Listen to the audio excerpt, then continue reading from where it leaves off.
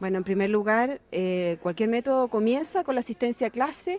El profesor sigue siendo el mejor método, ¿no es cierto? En la clase el alumno debe fijar la información, entender lo que el profesor está diciendo y tomar buenos apuntes. Seguido de eso uno debiera repasar el apunte de clase, repasar las guías y procurar analizar la guía, o sea, subrayar, sacar ideas importantes y hacer un pequeño esquema. Un esquema es un recurso visual que contenga las ideas principales.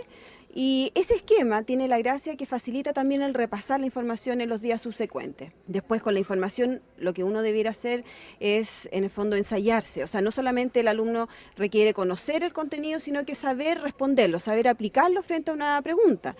Debiera ensayarse en términos de ejercicios, de preguntas, de ensayo. El ensayo tiene como objetivo también que el alumno pueda, ¿no es cierto?, revisar los errores. Yo diría que junto con saber, ¿no es cierto?, un puntaje aproximado, es revisar el error y saber en qué se equivocó. Porque la diferencia entre 500 puntos y 600 puntos o 700 puntos es justamente ese número de respuestas que el alumno no está contestando, que está contestando mal. Entonces, básicamente todo método de estudio debiera partir por una buena clase, un buen apunte, repasar, ensayar, ¿no es cierto?, y revisar los errores.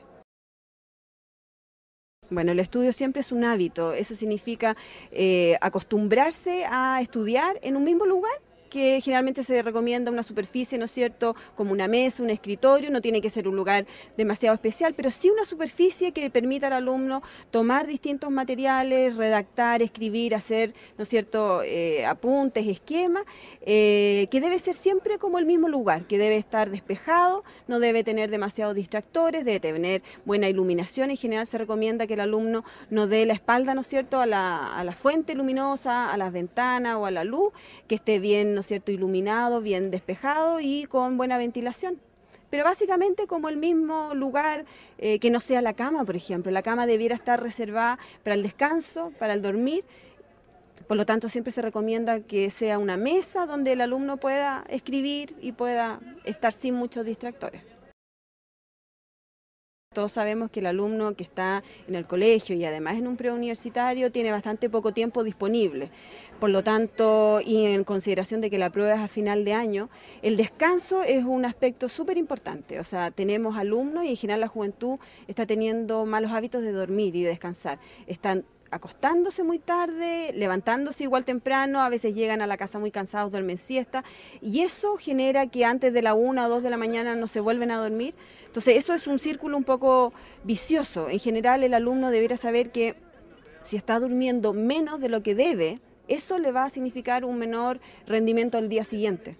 Y como queremos, ¿no es cierto?, que nos vaya bien en la prueba, generalmente se recomienda descansar convenientemente al menos unas 8 horas al día. O sea, todos los días el alumno debiera dormir o estar recostado, ¿no es cierto?, descansando en su cama al menos 8 horas. Aparte de eso, ¿no es cierto?, uno puede pensar cuánto puede estudiar. Un alumno que está en el colegio, justamente en preuniversitario, las clases de preuniversitario debieran tomarse la clase como una sesión de estudio, porque mucho más tiempo no va a tener. Se plantea que, aparte del colegio, ¿no es cierto?, estamos pensando en una jornada completa hasta las 4 o 5 de la tarde, un alumno debiera estar estudiando alrededor de 1 hora y media, 2 horas, lo cual a veces está completo, ¿no es cierto?, con horas de preuniversitario o con el estudio en la casa. También tengo que tener un ratito de descanso, de distracción. Yo diría que, por supuesto, ver tele es algo que es lo que más suelen hacer los estudiantes, pero si uno va a ver 15 minutos tele, media hora, que también sea de disfrutarla, de descansar. Por supuesto, salir, comer, divertirse, contactarse con los compañeros.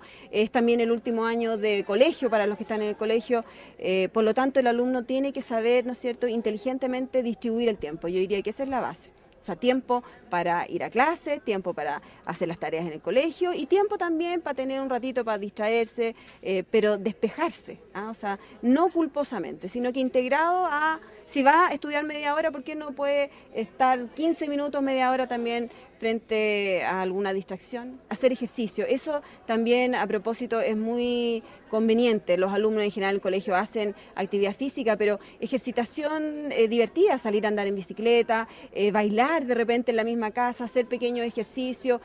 A veces yo planteo y los alumnos se ríen, pero es muy cierto, tomarse un buen baño, por ejemplo, de tina, cosa que a veces ni los adultos hacemos.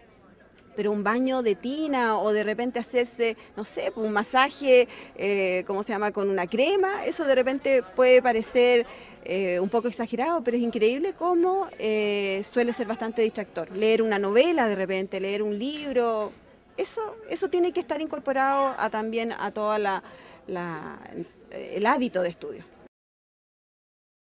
Yo diría que un preuniversitario se hace necesario porque justamente las horas de preuniversitario, aparte del colegio, constituyen horas de estudio. Y si uno lo considera así, en realidad es una buena ejercitación. Ahora, ¿cuál es la función de un preuniversitario? Primero, y en eso yo creo que se ha ganado terreno porque el alumno se da cuenta de que le sirve. Primero, el preuniversitario significa un poco pasar aquella materia, información que en el colegio no se la están pasando o no se la pasaron adecuadamente. Segundo, el preuniversitario sirve para repasar aquello que se pasó en el colegio, pero que ya está olvidado. La mayoría de los preuniversitarios tienen por prueba alrededor de 3 horas a la semana y muchas veces el alumno, si no está en el preuniversitario, esas 3 horas, por decirlo así, no las va a aprovechar en estudiar. Entonces el preuniversitario es como una estructura que le da al alumno una base, ¿no es cierto?, un lugar incluso físico, material para disponer para ensayarse, para repasar y para ensayarse. Yo diría que eso es lo fundamental y esa es la utilidad en el fondo de un preuniversitario.